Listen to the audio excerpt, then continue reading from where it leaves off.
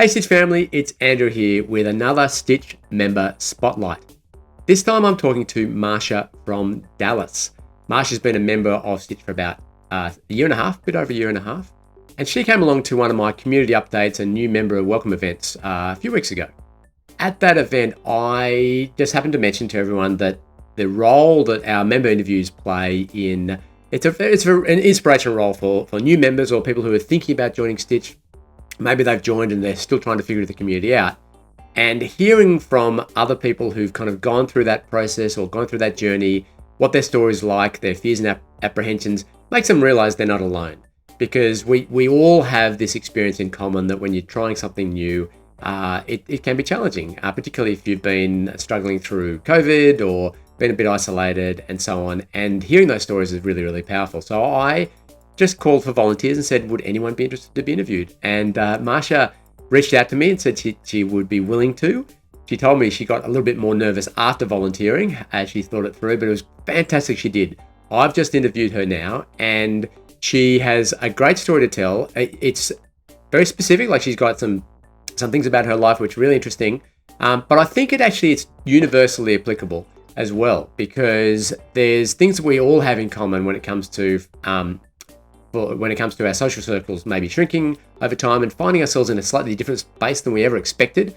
Many, many different reasons. Marcia's reasons will be different from yours, but it happens to everyone and we're trying to spread that word. So I hope you find it interesting and inspiring. I certainly did. And just the fact that Marcia was willing to share her story with us is really, really, really cool. So please enjoy. If you've got any feedback, leave your comments below on YouTube. Remember to subscribe and like the video on YouTube. And you can always send me a message, and you could probably even meet Marcia in the community as well if you come along to a bunch of events and tell her how her story impacted you. Hope you enjoy it. And until next time, bye from me.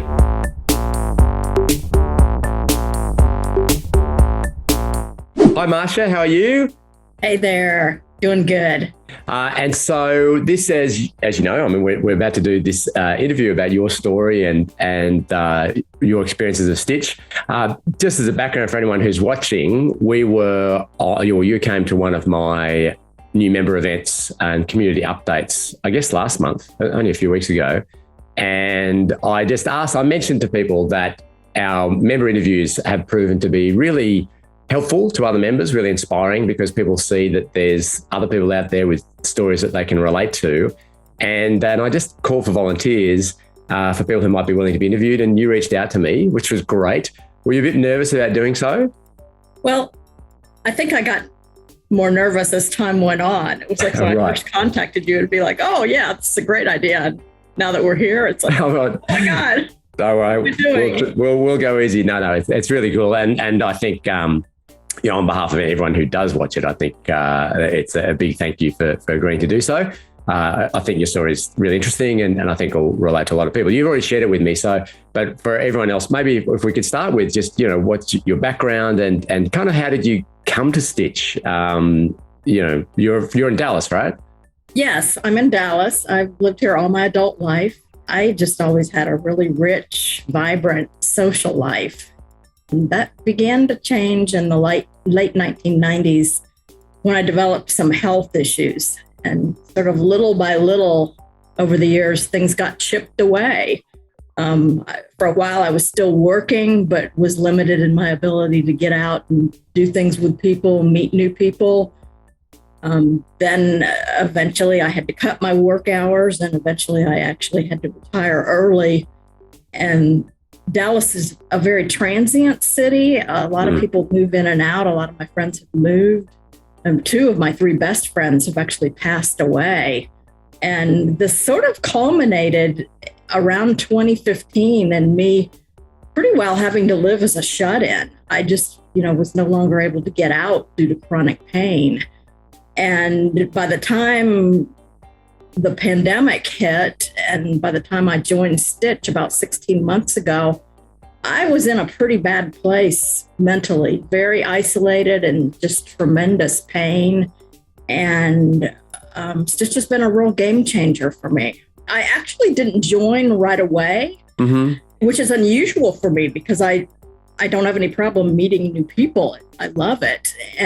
But I think it was because of where I had come in my life. I mean, when I did finally join, the first few Stitch meetings were really tough for me because I would hear people talking about the things that people do, going to the grocery store, taking a walk, working remotely during the pandemic. And what it is I had no sense of normalcy. So when I would go to Kim's midweek check-in, I just sort of didn't have much to say, if anything. It was really tough. And what changed? I think several things. I started to notice that a lot of the same people showed up at the meetings, and that gave me a sense that this is a real community. And then one week, I said something funny and the whole room just roared with laughter. And it's almost like through this illness and isolation, I had forgotten that one of my good qualities is I can pretty easily make other people laugh. And so I just told myself, I said, Marcia, just keep showing up. If nothing else, you can make other people laugh. And that's something. Maybe that's all you can contribute right now. That's pretty good. And then as time went on, other types of meetings started showing up. Things more focused on talking about our past, like great vacations we've taken and maybe vintage items that we own, or tell everybody and show pictures about where you grew up. And that was like, oh, goody, I can get away from the here and now and, flesh out some other parts of my life that have been happy, some past times that have been really great, and get away from all of the ugliness of the present. Well, you probably weren't alone there. I mean, this was all during the pandemic, and so not a lot of people were having a great time anyway. Right. Yeah. Right. Yeah. So it probably had a lot in common there, obviously for different reasons. And so that was, you mentioned to me that you were in such a bad way from a health perspective. Even attending Zoom initially was challenging. You had to do it lying down and so on, but that's clearly different now. You're looking great. That journey has been, sounds like it's been a positive one as well. Well, it has. I've just been amazed, Andrew. It just seemed like every week as I began to get to know people better and just getting together for an hour or so just to laugh or talk, I started to notice some shifts in my pain. And I still have very severe limitations, but I've got some functioning left. I can do things like go out to eat and very short grocery store trips that I couldn't have begun to do a year ago. Yeah, and a huge part of it is, there's so much research out there about how important the human connection is. That's just critical to our well-being. And I really believe that it triggered a shift in some of my sensations. Well, particularly for things, pain in particular has been shown to be very, it's a subjective experience, obviously caused by something, but the link between social connections, laughter. You mentioned laughter and said, oh, that's the least I can do. But actually, I have a theory that laughter is the best medicine. No, it really, that sense of real human connection, it's so fundamental. And that's part of what we're trying to build with Stitch, obviously. So to hear your story, to say, well, I've got that lived experience to know what that's like. I didn't realize you're at that point of going out to meals and eating and things like that. But that's really cool. Yeah, and essentially, Stitch allowed me to have a way to live when at that point I really didn't otherwise have one. I didn't have a way to live. Here alone, unable to take care of myself, very little social contact. And it was like, hey, this is some life here. Yeah. Do you think, because one of the reasons we do these interviews is there are people out there who have similar experience, whether it's pain-related or chronic illness or chronic fatigue, or just barriers that get in the way of things. Did that for you then, because it can become self-reinforcing almost after a while, you become so used to being alone that you're not even aware of the steps that you could take. Was that a barrier for you? And if so, is there something, that you could reflect upon that we can learn from in terms of how we reach out to people who might be able to, join the community, but might not be aware of the benefits for them?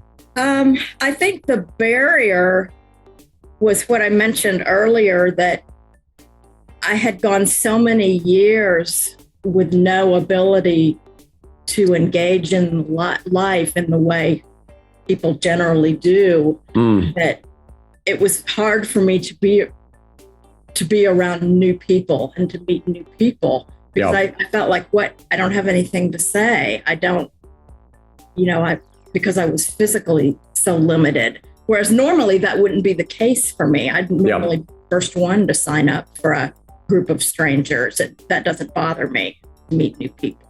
So what could someone answer your question? Or well, kind of, but we're getting there. But I'm interested. You obviously then went through it, and you said you stuck with it. So what would you say to someone? Because I think that's very common. Once you've become isolated, it's challenging to take the very steps that are important to be able to overcome that isolation. More difficult if you're feeling isolated than otherwise. Whereas, for most things, it doesn't work that way. So what would you think could have helped someone? I mean, you got there, but what about someone who might not be, the penny might not fall? Like, is there anything you would say to them that you think either we could say to make it easier, or just even as part of this video, that might encourage them to take that step? To stick with it and to allow the discomfort, the emotional discomfort. I mean, it took me going to really many meetings before I felt emotionally comfortable. And to just allow that to be, and to stick with it, and start noticing the things like that the same people tend to show up, and to, sense into that this really is a community, but you have to stick with it. I love that phrase. Be uncomfortable. That was really uncomfortable. Yeah. So everyone needs to understand to get change and to increase their social circles, they do need to put themselves outside their comfort zone just a little bit. But otherwise, if you don't, then things don't change. And I often something else too. Oh, yeah? Go ahead. I interrupted you. I was just going to say one of our favorite phrases is friendships are formed, not found.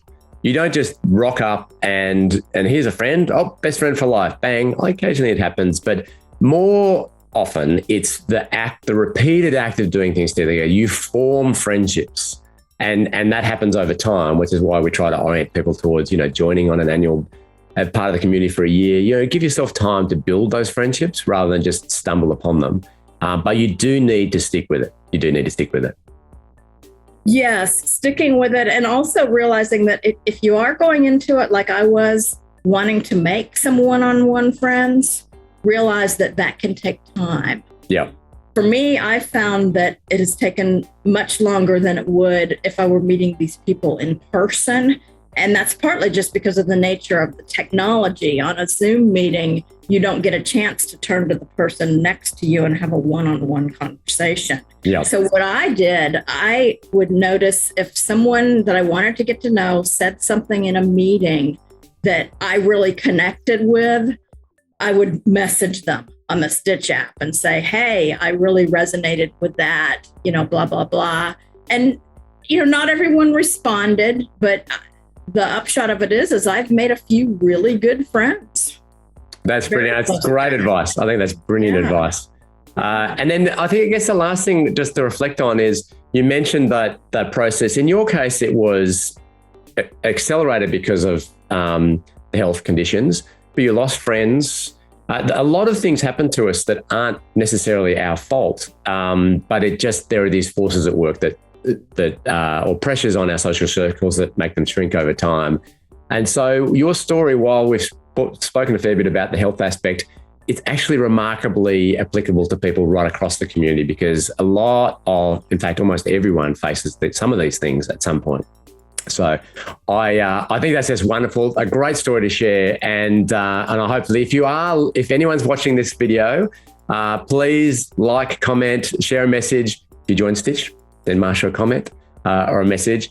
And please stick with it, because as Marcia says, it's worth it in the end. And Marcia, thank you so much for sharing your story and being such a great member of Stitch. Oh, I'm thrilled to be here. I mean, it's been a total game changer for me. That's great. Thank you.